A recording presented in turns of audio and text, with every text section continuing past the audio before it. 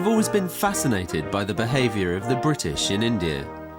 Not content with plundering this vast and diverse country for its natural resources, they embarked on the grander and somehow weirder project of making India as British as possible. This often led to acts of terrible brutality. More constructively, it also led to heroic and labour-intensive works which perhaps, just a little, helped to ease the pangs of homesickness. The evidence of these projects can still be seen today. One of the greatest of these imperial enterprises was called the Great Ark. It took nearly 50 years to complete and claim the lives of hundreds of men. The culmination of this enormous project was a piece of paper, a map. Through it, the British hoped to prove to the world that they alone ruled India. After all, to measure is to control. It was the most ambitious land survey ever undertaken. It would establish the exact shape of the Earth, and it would lead to the discovery of the world's highest mountain. But most of all, it was an insanely daring adventure.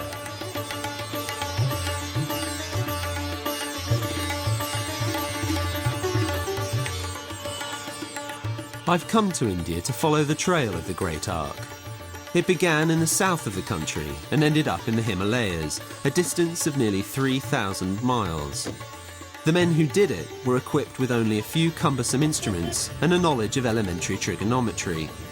They had to contend with extreme heat, frostbite, malaria, wild animals and hostile locals. In short, they were up against India itself, and all too often, India won. It was of the order of, say, the mapping of DNA or the conquest of space as a kind of long-term, major, multinational scientific undertaking. It produced the most complicated, the most involved mathematical equations known to the pre-computer age, and it resulted in India becoming probably the best mapped country in the world outside of Western Europe. The Great Ark was the brainchild of this man, William Lambton, but it was his successor, George Everest, who had the obsessive drive and determination to bring it to completion, which was why his name was given to the Great Ark's most fabulous discovery, the highest mountain in the world. I can't help feeling a certain amusement at the thought that this pedantic and severe man has his name mispronounced every time anyone says Mount Everest.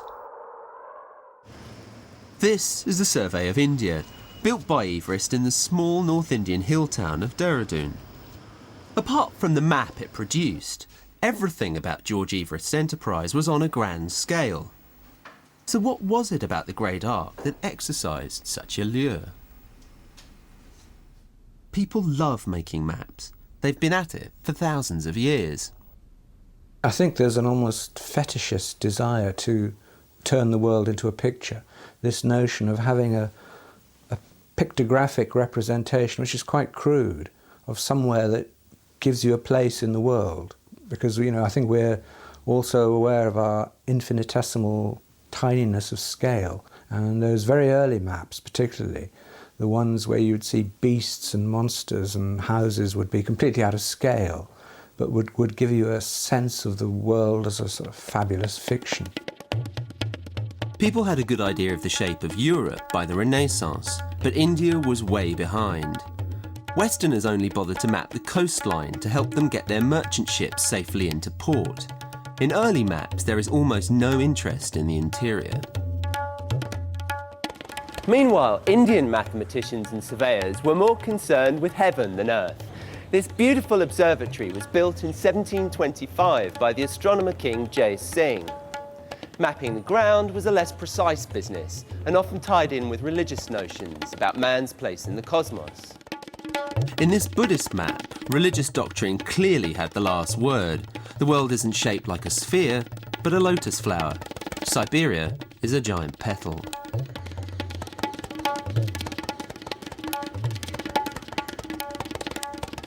These days, there doesn't seem to be a lot of astronomy going on. Behind virtually every pillar, there's a young couple trying to snatch a few moments of privacy away from the prying eyes of conservative Indian society. While Indians were gazing at the stars or into each other's eyes, the British were slowly measuring the ground beneath their feet. They wanted to see exactly what they'd taken possession of. In 1600, Elizabeth I gave the East India Company a royal charter to set up trading posts in India. This it had dutifully done, but as it felt its presence threatened by local rulers and the envious French, it grew from a trading body to a governing one. Towards the end of the 18th century, Britain suddenly finds itself in possession of huge chunks of India that it's never known about before. And the mapping of India is part of the general process of the discovery of India that's clearly connected with governance and conquest. People want to know how to get from A to B. They also obviously want to know how to rule this area that they've suddenly got possession of. The East India Company appointed its first Surveyor General, James Rennell, who produced a map of Hindustan in 1784. It was deeply inaccurate and left huge tracts of land entirely empty. This was more than adequate for the time, but everything changed with the arrival of the new Governor-General, Richard Wellesley. Wellesley was, in many ways, a deeply unattractive character, but he was a very, very brilliant man. He was small, he was arrogant, he was self-possessed, and he goes out to India, intent on conquering India. There is a new attitude of superiority, there's a new attitude of arrogance, there's a new attitude of simple land grabbing. While military might is one aspect of taking control of a region, another is the land survey. Knowledge, after all, is power. I think the first stage of possession, the first stage of saying, this is our territory, is the map. I mean, when we first got to the moon, the first thing that happens is the various powers are struggling to produce moon maps that will say this has a flag, this is American, this is Russian. The same with India. I mean, India, in a sense, belongs to whoever maps India. Enter Brigade Major William Lambton, who had been marked out for bravery in the successful war against Tipu Sultan, the Tiger of Mysore, in 1799. Slaughter had been a necessary requirement of that job, but his real passion was mapping. Lambton wrote to Governor-General Wellesley with a unique proposal. Not only did he want to map the entire Indian subcontinent, but he wanted to map it to the nearest inch, a standard of accuracy only so far achieved in Britain and France, where the territory was smaller and where it actually belonged to the people who were mapping it. This would be the largest and by far the most expensive surveying project ever attempted. Amazingly, this ambitious and impractical proposal was just the sort of grand, overblown project that Governor-General Wellesley was keen to promote. In 1800, the Great Arc was approved and begun. But the really puzzling part is the insistence that the map be inch perfect. Why not do something more vague? It would be cheaper and it would take less time. It turns out that Lambton had another motive aside from mere map making. At every stage in history, the scientific world has been dominated by a quest. At the end of the 18th century, that quest was geographic. Once Western philosophers had finally agreed that the world was round, they then began to argue about what kind of round it was. Until its exact curvature was established, no location could be accurately given in terms of longitude or latitude. William Lambton hoped to solve this problem once and for all. While the Great Arc was to run up the length of India, it was also to run up the length of a meridional line. By accurately measuring a significant length of this meridional line, that measurement could be extended around the Earth's sphere to give the exact shape and size of the world. Because it followed part of the Earth's curvature, the survey became known as the Great Arc. Lambton's survey was an impressive proposal. How did he hope to make an inch-perfect map of this enormous country in the days before computers, aerial photography and satellite imagery? Plan for the surveying of Hindustan through the means of triangulation. The principle is this, that by accurately measuring the length of one stretch of land and establishing a point approximately equidistant from both ends, one can use simple trigonometry to establish the other two lengths. A schoolboy can do it. These new lengths can now be used as bases for further triangles, creating a web of measured areas across the geographical subject. The size of these triangles was limited. The points could be no further apart than what could be seen through a 19th century telescope. In 1802, 20 miles was about as far as one could hope for. In the case of India, that's a lot of triangles. I'm standing on one of the baseline markers used in measuring the Great Arc. Another is about 20 miles that way. Lambton could spend up to 5 months measuring and remeasuring the distance between two markers until he was convinced it was accurate to the nearest inch. For the third point in one of his surveying triangles, Lambton needed a clear high place where a flag could easily be spotted through a telescope. The south of India is dotted with small hills, which were perfect for this purpose. When it became easier to map things, it was largely due to the theodolite, which was a development of the more straightforward surveying level and sighting tube from the 18th century. This, in fact, is an early 20th century American one, but in its form, again, it's quite representative of what a theodolite is. Basically, a telescope mounted over a compass. Again, bubble levels. This too would be mounted on a tripod, although it doesn't need to be. You can set it up with the bubble levels and the compass, exact point you want, and then adjust the telescope, which again has a crosshair sight in it, on whatever point you're trying to check out, so you can tell the exact angle. Because of the accuracy needed in the Great Arc, Lambton acquired this, the Great Theodolite. Its size allowed for precise measurements, but this had a downside. It weighed half a ton and needed 12 people to carry it. The progress of this enormous instrument across the country caused a considerable stir.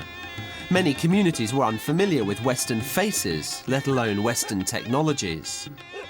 In some areas, it was even worshipped as a charm, and childless brides would touch it in the hope of fertility.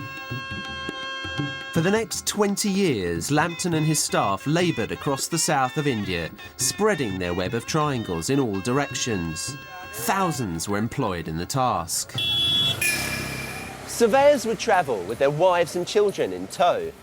And there was one group in particular which benefited from this atmosphere, and that was the Anglo-Indian children of mixed relationship. If you were an Anglo-Indian in 1800, the future would be a little uncertain. You can't join the East India Company Army. You can't join the civil service. And so a lot of restrictions are being placed on you. And so a job in the survey department would have been a very attractive option. It was well paid. It kept you away from metropolitan society where you might be sneered at. You have the first of these sort of terms like chutney Marys, chi-chis, blackie whiteys.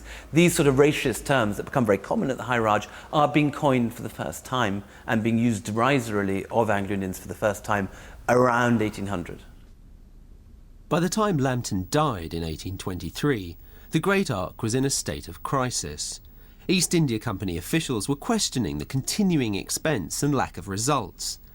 The project might have ground to a complete halt were it not for the arrival of George Everest, the new Surveyor General. It was here in St Alphege Church in Greenwich that George Everest was baptised. And perhaps growing up only a stone's throw away from the Royal Naval College, the Royal Observatory, such important places for map makers, his destiny was fixed from the start. This guy was born to map. At 16, Everest was sent away to the colonies to join the East India Company. At 28, he joined the Trigonometrical Survey. But unfortunately, his first trip into the field was not a success. He conducted a survey, a section of survey, during which I think his entire party, including himself and his assistant, went down with malaria and had to be carried back to the city of Hyderabad. And in fact, quite a few of them never recovered. I think there were, out of about 150, 15 or 20 died. Everest himself remained a sick man for the rest of his life as a result of this experience. George Everest was partly to blame. He obsessively urged his team on, despite warnings of typhus. And when, understandably, they mutinied, he threatened to shoot them and had them flogged. He must have been absolutely frightful to work with, totally ruthlessly single-minded, but I suspect also a complete perfectionist. He was extremely short-tempered, extremely demanding, not at all endearing really. He was so sensitive to any disturbance in his sleep that he ordered that any horse that was heard neighing in the camp when he was sleeping was to be shot. Everest was not ashamed of the way he treated his subordinates. He was a thorough diarist and recorded the daily chides and insults with which he threatened his staff.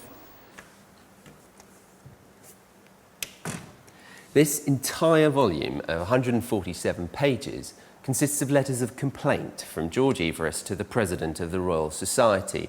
Now, in it, he rails against everybody, from the Fellows of the Society right down to the poor Indians who were employed to conduct the day-to-day business of the survey. I'll give you a little flavour.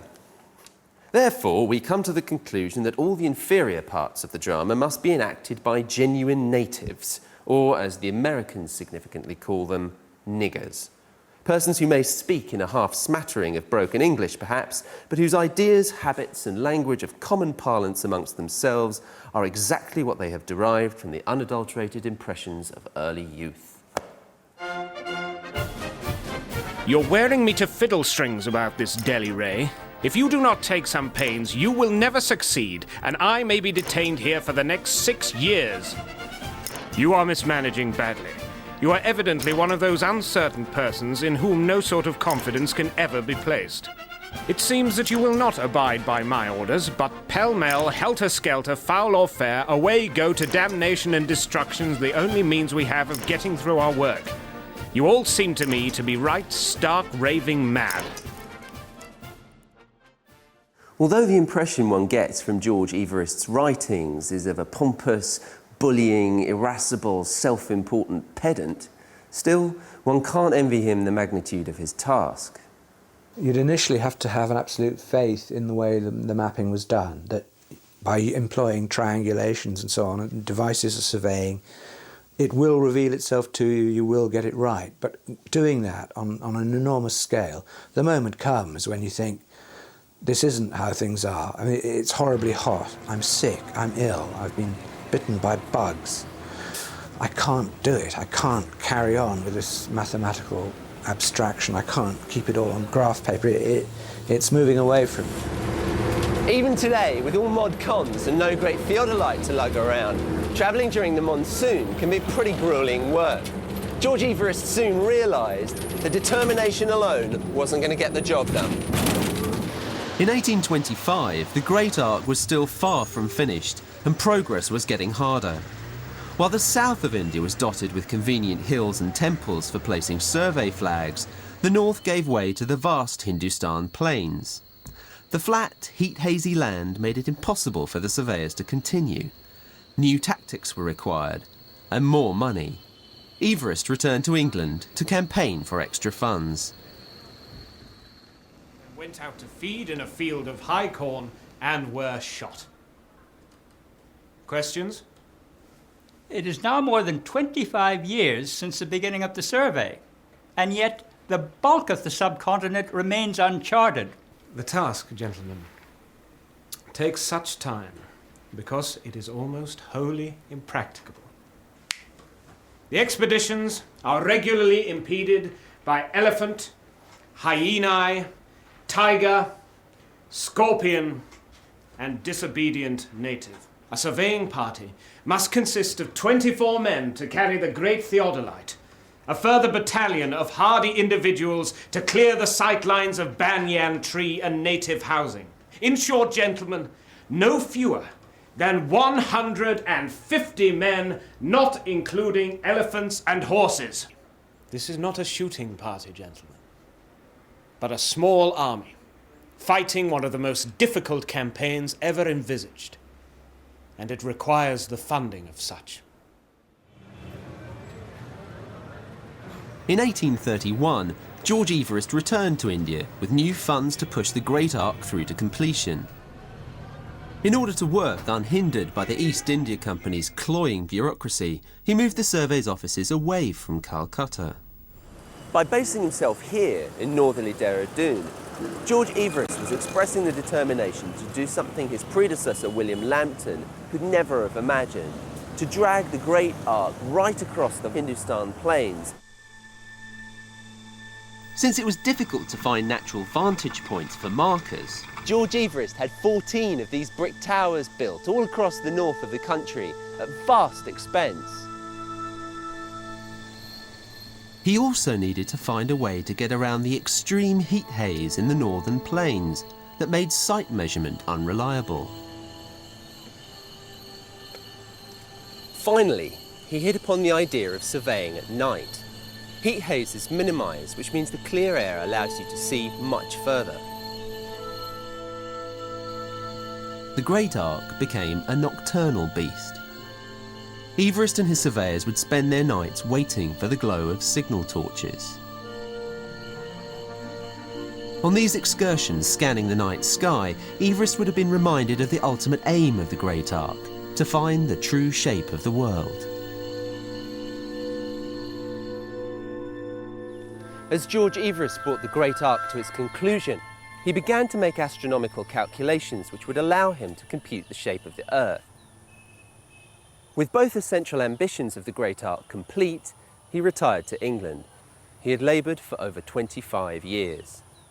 I have this terribly sad sense of him when he came back to Britain, living in London, sort of walking the grey streets of Bayswater, with his memories of the smells and colours of the Indian continent, and probably unable to not talk to people about the way you do when you come back from somewhere totally exotic, and everybody looking slightly bored. It must have been painful.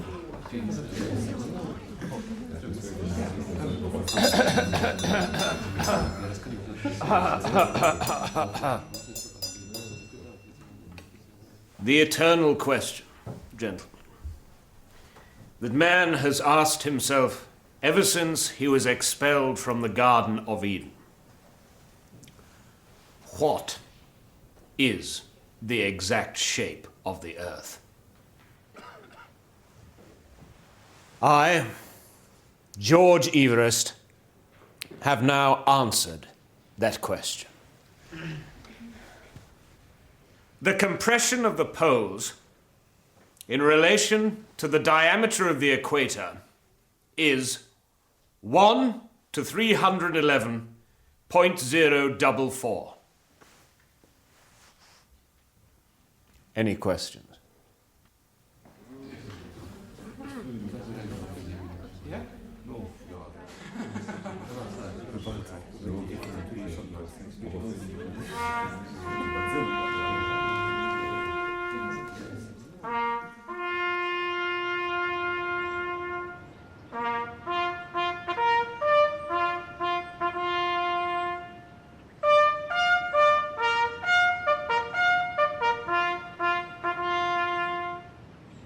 Having followed part of the Great Arc and begun to get a feel for the enterprise and suffering that went into its creation, Everest's obscure final calculations about the shape of the world come as a bit of an anticlimax.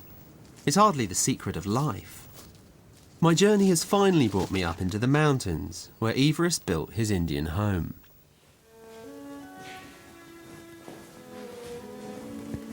There's something infinitely melancholy about these old hilltop estates. Little bits of England hidden amongst the clouds, unsuccessfully trying to recreate the coziness of home. Their occupants must have been pitifully homesick, unable ever to really come to terms with the extraordinary and alien country outside the window. This place once represented the very height of the survey's power, and all that remains are a few goat droppings and a bit of plaster work. By mapping India, maybe Everest hoped to prove his mastery over it. In some ways he succeeded, but the piece of paper and the short mathematical equation the Great Arc produced doesn't seem to justify the effort.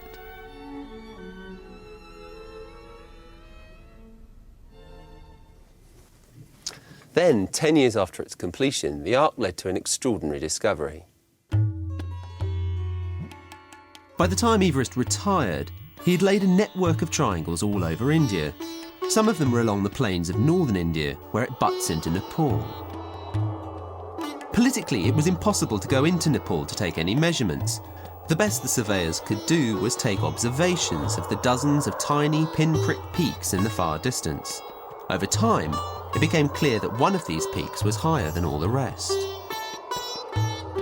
It was an Indian, Radhanath Sikdar, who, while sorting out the various measurements of a surveying trip one morning, announced, "Sir, I have discovered the tallest mountain in the world." He was referring to a summit that was known only as Peak 15. Although Peak 15 was discovered by an Indian, it was quickly claimed by the British, and Andrew Waugh, the Surveyor General at the time, decided to name it after his predecessor, George Everest. And so it was that Mount Everest was born. Official British policy was that local names were given to mountains, and over the years a number were tried for Peak 15, but none of them were deemed appropriate. One Tibetan option was Mitik Teguthik Biafo Long Nigar, which roughly translated means you cannot see the summit from near it, but you can see the summit from 9 directions, and a bird which flies as high as the summit goes blind. Unsurprisingly, Mount Everest stuck.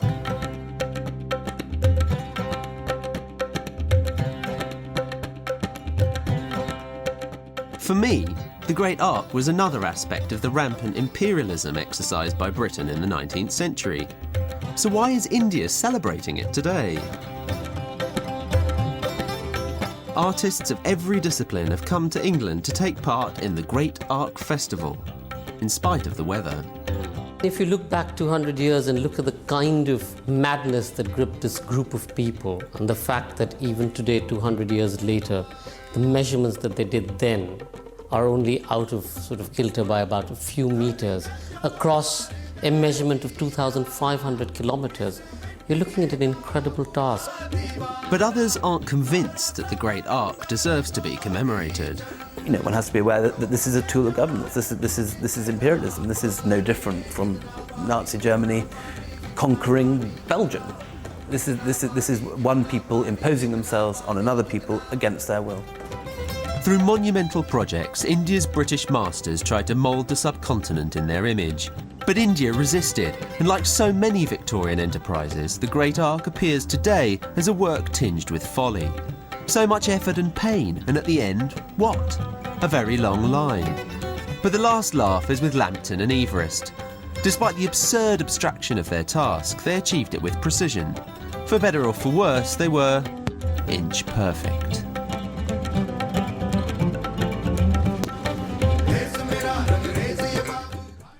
Next on BBC4, Everest ER.